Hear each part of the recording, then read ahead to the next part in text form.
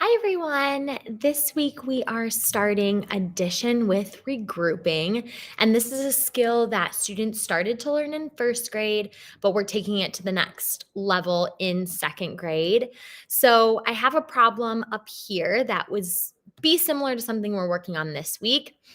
One of the most important things when we are doing addition with regrouping is making sure that the students have their digits lined up correctly.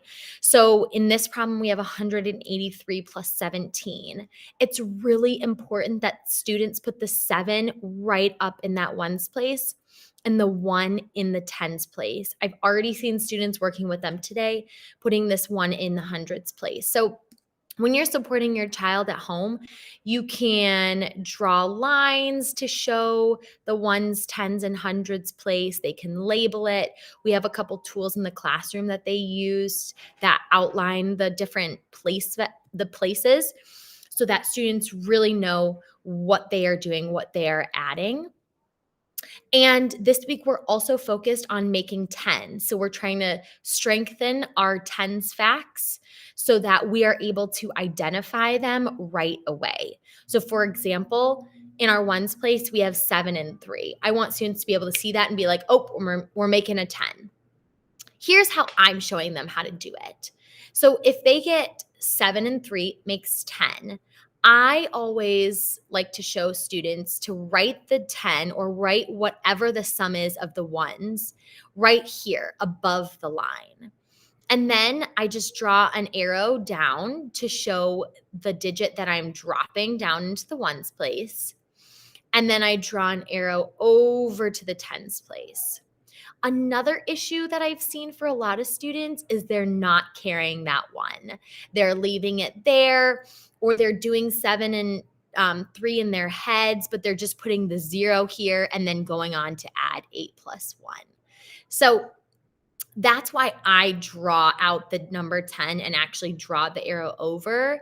Sometimes that can get confusing for kids drawing the arrows and it just adds a little bit of extra work. Whatever strategy you want to use at home, I just need to make sure that they're actually carrying that 10 over.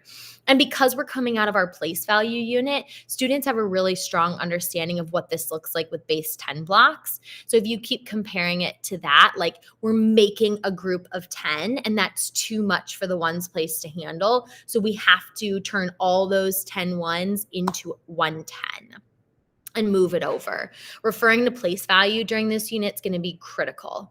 So here we have 8 plus 1 would be 9, and 9 plus 1 more is another 10. So I'm going to put the 10 down here. It gets a little more squished as we go along.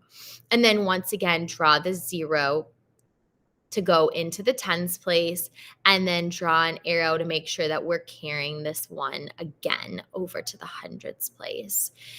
So if your child is working on their homework at home, I would like to see that the work that they're doing. I would suggest, like I often do in here, is like make sure the numbers are spaced out enough so that they have space to actually do this work on their paper. And then we have our 1 plus 1 is 2.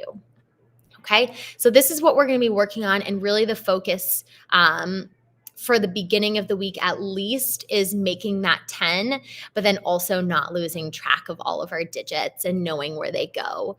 The saying that we use is 10 or more, carry next door. 9 or less, let it rest. So if the sum is 9, the digit 9 or less, we just let it rest. We let it go right down here.